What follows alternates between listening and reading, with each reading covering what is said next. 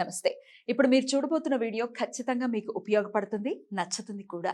మరి మీకు నచ్చిన విషయం నాకు తెలియాలి అంటే ఈ వీడియోని మీరు లైక్ చేయాలి, షేర్ చేయాలి, అలాగే మన ఛానల్‌ని సబ్స్క్రైబ్ చేయాలి. మీ సపోర్ట్‌ని నాకు అందిస్తారు కదా! ఓకే. ఇప్పుడు వీడియోని స్టార్ట్ చేద్దాం. నమస్తే. Welcome to our channel. నేను పద్మిని. ప్రస్తుతంతో పాటు ప్రముఖ ఆధ్యాత్మికవేత్త, ప్రముఖ న్యూమరాలజిస్ట్ లక్ష్మీ నరసింహస్వామి ఉపాసకురాలు శ్రీమతి స్రవంతి గారు మనతో పాటు ఉన్నారు. మాట్లాడదాం. నమస్తే అక్క. నమస్తే పద్మిని. అక్క కొంత అంటే మీకు మీ ఫాలోవర్స్ విషయాన్ని దృష్టిలో పెట్టుకుని ఇది డెఫినెట్ గా ఒక సున్నితమైనటువంటి అంశమే, కానీ ఇది అడ్రస్ చేయాల్సినటువంటి విషయం కాబట్టి మతం మారిపోవడాన్ని మీరు ఎలా చూస్తారు అక్క? మతం మారిపోవడం అంటే కన్నతల్లిని మార్చడం. కుదురుతుందా అది? కుదరదు కదా, అది కూడా ఇది కూడా అలానే కుదరదు. కష్టాలు తీరిపోతాయి ఒక్కసారి మారిపోతే అనేది కాంటెక్స్ట్, మేజర్ కాంటెక్స్ట్ ఇదే కదా. అక్కడికి వెళ్తే ఇంకా కష్టాలు ఉండవు. ఒకవేళ మారకపోతే చంపేస్తాము, పాపులు, రకరకాల, అసలు దాన్ని ఇంకా మనం భయం వేస్తుంది కూడా. అయ్య బాబాయ్ అంటే మనం అందరం పాపాత్మలం అనిపిస్తుంది. సరే, ఎవరి ఇది వాళ్ళది అనుకుందాము. ఒక భయానికి లోను చేసి చాలా ఉత్కంఠభరితమైన పరిస్థితి అంటారు కదా, వాళ్ళ మానసిక పరిస్థితిని క్యాష్ చేసుకోవటం, చాలా ఎమోషనల్ బ్లాక్ మెయిలింగ్ అంటారు. ఎగ్జాక్ట్లీ, ఎమోషన్సే పెట్టుబడిగా పెట్టుకుని చేసేటటువంటి ఈ ప్రక్రియని ఎలా చూడాలి? ఒకవేళ దీన్ని వెళ్ళిపోయామండి, అప్పుడు ఏదో ఉద్వేగంతో వెళ్ళిపోయాము, కానీ ఇప్పుడు అటు ఉండలేకపోతున్నాం, ఇటు రాలేకపోతున్నాము, ఒక సంసిగ్ధమైనటువంటి కన్ఫ్యూజన్ ఉండేటటువంటి పరిస్థితుల్లో ఉన్నాము అనే వాళ్ళ కోసం మీరేం చెప్తారు? ముందు అసలు మారాలి అనుకునే వాళ్ళ గురించి ముందు చెప్తాం. ఎటువంటి పరిస్థితుల్లోనూ మతం అనేది మారకూడదు.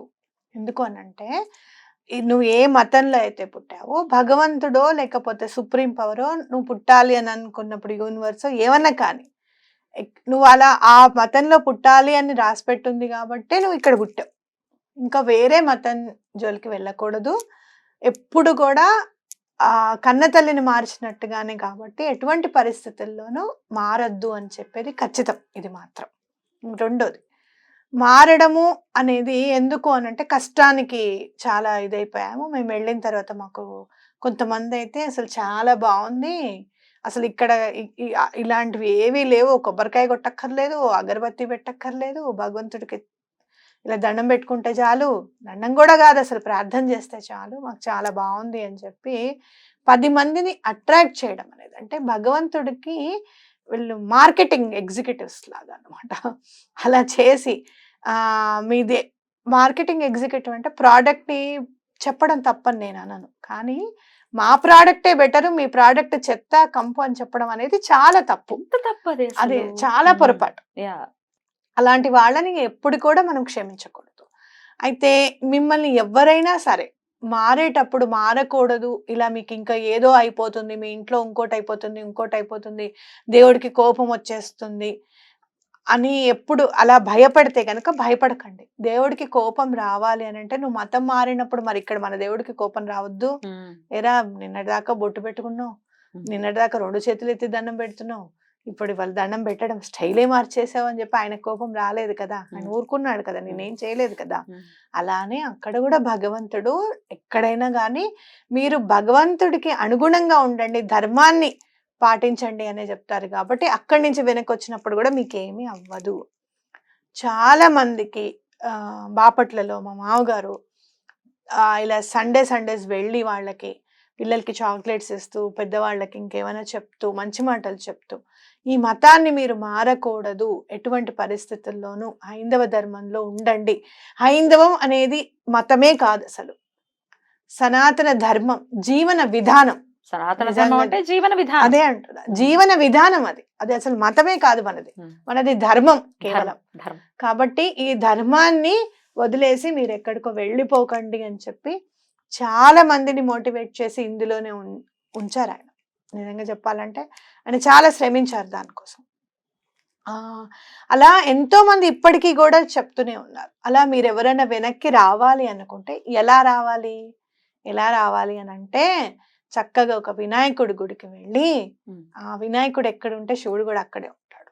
చక్కగా వెళ్ళి, మనకి బుద్ధిని ప్రసాదించేది వినాయకుడు, ఆయన దగ్గర సిద్ధి బుద్ధి చక్కగా ఉంటాయి. అంటే పని అయిపోవడానికి మన బుద్ధి ఎప్పుడు కూడా సక్రమం. ధర్మ మార్గంలో సక్రమమైన మార్గంలో ఉండడానికి వినాయకుడు చాలా ఇంపార్టెంట్. వినాయకుడి గుడికి వెళ్ళి అక్కడే దండం పెట్టుకొని నన్ను క్షమించు స్వామి, ఈ ధర్మాన్ని కాదనుకొని నేను వెళ్ళడం జరిగింది, నన్ను క్షమించు అని చెప్పి దండం పెట్టుకొని ఆ రోజు నుంచి ఇంట్లో దీపం పెట్టుకోవడం అనేది ఇంపార్టెంట్. ఎవ్వరూ ఏమి అనరు మిమ్మల్ని. ఎలా అయితే మీరు మారడానికి ధైర్యంగా వెళ్ళారో అలానే ధర్మంలోకి తిరిగి రావడానికి అత్యంత ఆనందంగా రండి, చక్కగా ఎటువంటి భయం లేకుండా. రైట్ అక్క. అయితే ఈ వైఫ్ అండ్ హస్బెండ్స్ ఇప్పుడు ఫ్యామిలీలో మనం చూసుకుంటే హస్బెండ్ కి ఇష్టం లేదు ఇవన్నీ చేయడం, నాకు మాత్రం స్వామిని కొలుచుకోవాలని, దీపం పెట్టుకోవాలని, దండం పెట్టుకోవాలని ఉంటుంది. వీళ్ళేమో మారిపోయారు, బలవంతంగా నన్ను మార్చారు, వీళ్ళని అనుసరించాల్సినటువంటి పరిస్థితి ఉంది. నేను ఎలా స్వామికి దగ్గర అవ్వాలి, మా వాళ్ళు ఎలా మారాలి అని అంటే దానికి మీ సమాధానం? చక్కగా ఆవిడ రూమ్ లో ఆవిడని పూజించే దేవుణ్ణి పెట్టుకోమని చెప్పండి. మీరు చక్కగా అదే వినట్లేదో లేకపోతే వినడం లేదు అనడానికి ఏం లేదు. అలా ఒకళ్ళని నువ్వు ఇలానే కూర్చో అని చెప్పే హక్కు ఎవరికి లేదు. వాళ్ళు ఎలా వినట్లేదో మీరు వినకండి. ఒక రోజు గొడవ అవుతుంది, 2 రోజులు గొడవ అవుతాయి, 3 రోజులు గొడవలు అవుతాయి. మ్యాన్ హ్యాండ్లింగ్ చేస్తే అసలు వైఫ్ ని హస్బెండ్ మ్యాన్ హ్యాండ్లింగ్ చేయకూడదు, హస్బెండ్ ని వైఫ్ మ్యాన్ హ్యాండ్లింగ్ చేయకూడదు. చాలా దూరం వెళ్ళిపోతాయి మ్యాన్ హ్యాండ్లింగ్ చేస్తే. ఇప్పుడు తప్పు చేసిన వాడిది కాదు పొరపాటు, లీగల్ గా మ్యాన్ హ్యాండ్లింగ్ చేసిన వాడిదే పొరపాటు, గుర్తుపెట్టుకోండి. నేను చాలా మందికి చెప్తాను, చాలా మంది నా దగ్గరికి కౌన్సిలింగ్ వచ్చిన వాళ్ళు నన్ను అనకూడని మాట అందండి అందుకని నేను 2 వేసాను అంటాడు. నువ్వు వేసేసావు, అయిపోయింది, ఇంకా నువ్వు మ్యాన్ హ్యాండ్లింగ్ చేసావు, నువ్వు నీదే తప్పు అంతే, ఒకటే మాట. మ్యాన్ హ్యాండ్లింగ్ చేయడానికి ఎటువంటి పరిస్థితుల్లో చేయకూడదు. కాబట్టి అలాంటి పరిస్థితులు వచ్చినప్పుడు ఇంకా ముందుకు వెళ్ళండి. కానీ మీరు ఒకవేళ ఇంట్లో అలాంటి గొడవలు వద్దు అనుకొని మీకు ఇంకా సహృదయ భావం ఉంటే కనుక గుడికి వెళ్ళండి. తెలియకుండానో చెప్పకుండానో గుడికి వెళ్ళండి. అది కూడా కుదరడం లేదు అని మీరు అనుకుంటే ఇంటి దగ్గర ఒక చెట్టుని, ఒక రావి చెట్టును, లేకపోతే మనకి ఇక్కడ మేడి చెట్లు, ఔదుంబర వృక్షాలు, ఇవన్నీ గుర్తుపడుతున్నారు ఇప్పుడు ఎలాగో అందరూ. మెయిన్ గా రావి చెట్టు లేకుండా, వేప చెట్టు లేకుండా ఏ వీధి ఉండదు జనరల్ గా. ఆ వేప చెట్టునే మీరు అమ్మవారిగా పూజించండి, రావి చెట్టునే విష్ణు రూపంలో పూజించండి, దండం పెట్టుకోండి. ఎలా అయినా సరే మళ్ళీ మేము సనాతన ధర్మంలోకి వచ్చేటట్టుగా చెయ్యండి మమ్మల్ని అని చెప్పి దండం పెట్టుకోండి. ఒక 2-3 నెలల్లో మీరు ఎట్లా చెప్తారో అలా పరిస్థితులు కూడా అలానే మారిపోతాయి. అలాగే సూర్య భగవాను అయితే ఎవరు ఆపలేరుగా రాకుండా. ఆయనది ఏ మతం అని అడగాలో మరి. అదే కదా, అయ్యయ్యో వీళ్ళు కొలిచేస్తున్నారు, హిందువులు మా మీద పడకు అన్నారు పాపం. అనడానికి లేదు, వేరే గత్యంతరం లేదు కదా. ఆయనకేమో ఆయన భగవంతుడు కదా, అందరి పట్ల ఒకేలా ఉంటాడు ఆయన. చాలా పొరపాటు. ఎందుకనంటే మారిపోతే మీకేంటి భయము అని అడుగుతారు కొంతమంది నన్ను. మా దాంట్లోకి వచ్చేస్తున్నారని మీరు భయపడుతున్నారంటే మేము భయపడడం లేదు, బాధపడుతున్నాం. ఎందుకంటే ధర్మం వేరు, మతం వేరు. ధర్మాన్ని వదిలేసి ఒక మతంలోకి వెళ్ళిపోతున్నారే, మేము దీనికే కాన్ఫిగర్ అయి ఉంటాం, ఇదే మాది బౌండరీ అని అనుకుంటున్నారు అనే బాధ ఒకటి.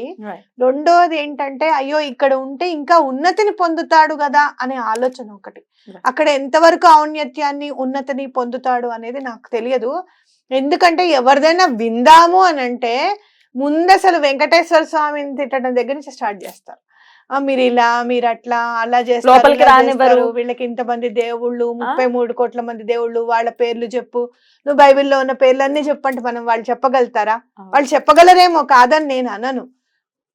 33 కోట్ల మంది దేవతలు చెప్పు, అప్పుడు మేము నమ్ముతాము అని అంటే. 33 మంది దేవతలు, వాళ్ళ పరివారం 33 కోట్ల మంది, అది కూడా తెలియదు.